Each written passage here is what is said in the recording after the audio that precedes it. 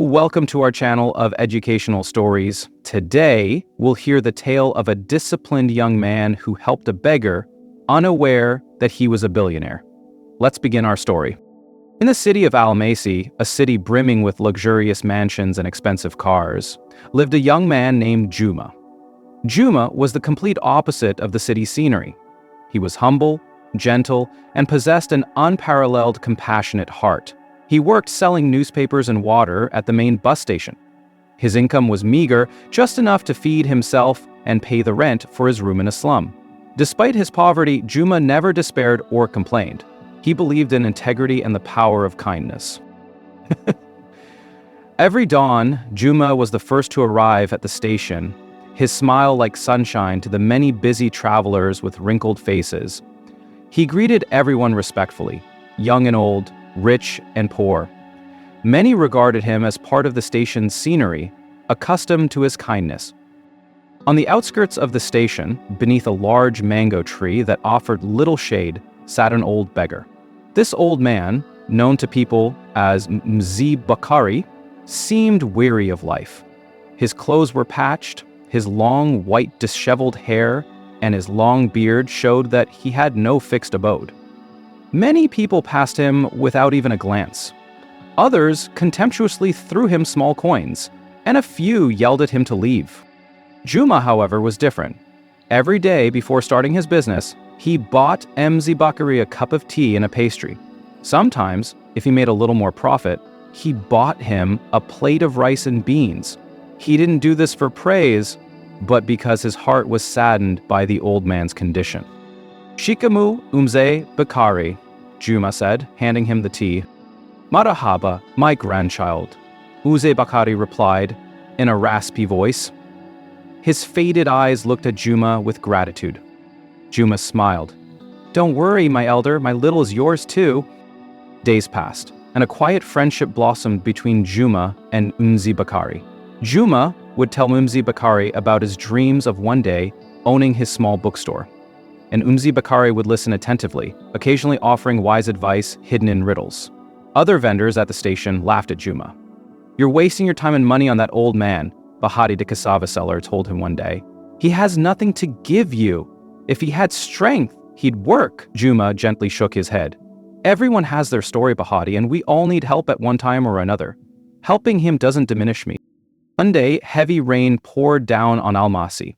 A spring rain accompanied by strong winds and thunder. Everyone rushed to take cover. Juma, after securing his newspapers in the storage, remembered Bakari. He found the old man huddled under the tree, trembling from the cold, his few clothes drenched. Without hesitation, Juma took off his only coat, which was worn but still offered some protection from the cold, and covered Bakari. Then he ran to a nearby food stall and bought Bakari hot soup. My grandchild, Bakari said, tears welling up in his eyes, you've given me warmth and food, but what about you? Won't you get cold? Juma smiled, his teeth chattering slightly from the cold. I'm still young, my elder. I'll be fine. You're the one who needs more care. He stayed with Bakari until the rain subsided, talking about various things. What Juma, or anyone else at the station, didn't know was that Bakari was no ordinary beggar. His real name was Halfan Al-Fahim, one of Africa's wealthiest men, owner of the international company Al-Fahim Holdings. Halfan had grown tired of the hypocrisy and greed that surrounded him. He had lost faith in people, as many followed him only because of his wealth. A few years prior, after the death of his beloved wife and his children moving to distant countries to pursue their businesses, Halfan felt very lonely. He decided to conduct a social experiment. He dressed as a beggar and began to wander through different parts of the city, seeking to see if true humanity, unconditional kindness, still existed. He was looking for someone who would care for him as he was, not because of what he had.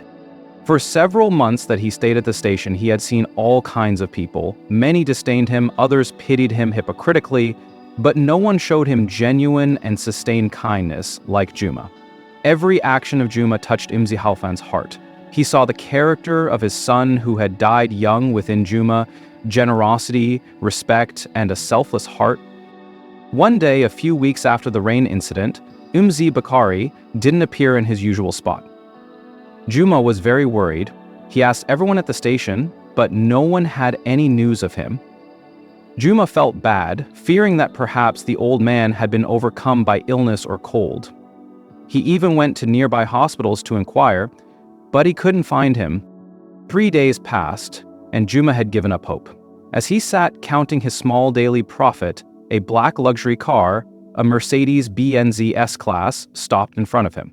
The back window slowly rolled down, and inside sat a neatly dressed man with a commanding presence. Juma was stunned when he recognized him. It was Bakari, but in a completely different form. His beard was neatly shaved, his short black hair was dyed, and he was wearing an expensive suit. "Juma, my grandchild," the old man said, his voice calm and authoritative, but still with that raspy quality of Bakari. "Please, get in the car. There's something I need to talk to you about." Juma was astonished. He couldn't believe his eyes. "Elder, Bakari, is it really you?" Khalfan smiled. "It's me, though my real name is Khalfan Al-Fahim. Please get in." Still confused, Juma got into the car. The car began its journey towards the wealthy area of Oyster Bay. They arrived at a large, luxurious mansion surrounded by a tall wall and a beautifully maintained garden. Inside the mansion, Juma was respectfully welcomed by the staff. He was led to a large living room adorned with valuable items and artworks. Khalfan sat him on a soft sofa and ordered him a drink. "Juma," Khalfan began after looking at the young man for a moment. "I know you have many questions. Let me explain. I am a big businessman. For many years, I have built my empire, but the more success I achieved, the more I was surrounded by people with bad intentions, people who wanted to profit from me." He told Juma about his loneliness, his wife's death, and his decision to dress as a beggar to seek true humanity. "For many months I stayed at that station," Khalfan continued. "I saw many people, but you, Juma, you were different. You helped me without expecting anything. You gave me your little food. You gave me your only coat during the cold. You didn't know who I was, but you showed me extraordinary kindness. You proved to me that there are still good people in the world." Juma's eyes filled with tears. He had never imagined that his small acts of compassion would have such profound meaning. "I have called you here today," Khalfan said, leaning forward slightly, "because I want to offer you an opportunity to change your life. You have shown that you have a heart of gold and a sound mind. I want to enable you to fulfill your dreams." Khalfan gave Juma an offer that was beyond all his dreams. He gave him capital to start his bookstore, and not only that, he gave him the chance to study and get a better education so he could manage larger businesses. Most of all, he asked Juma to be like his son, someone he could trust and entrust with some responsibilities in his company.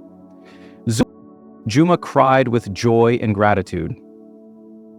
"Khalfan," he said in a choked voice, "I don't know what to say. Thank you is not enough."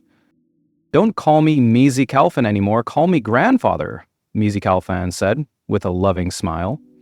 "You are the one who has given me the greatest gift, Juma. You have restored my faith in humanity." Juma began a new life. He studied diligently, learning about business and management. He opened his bookstore, which became one of the largest and most popular stores in the city.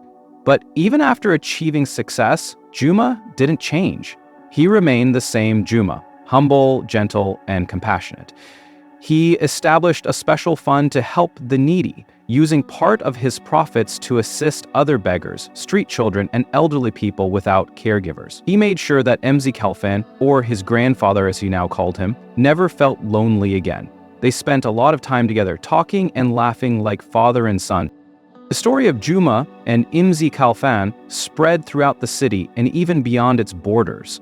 It became an example of how small kindness can bear great fruit, and how a true heart can discover hidden treasures even in the most impoverished circumstances. And Juma, the young man who used to sell newspapers at the station, proved that good character and a compassionate heart are greater wealth than all the money and possessions in the world. He always remembered his grandfather Khalfan's words, "A person's true worth is not measured by what they have, but by what they give to others without expecting anything in return. And that is the end of our story. Please subscribe so you can be the first to get our videos every time we release them. Thank you very much. See you in another story.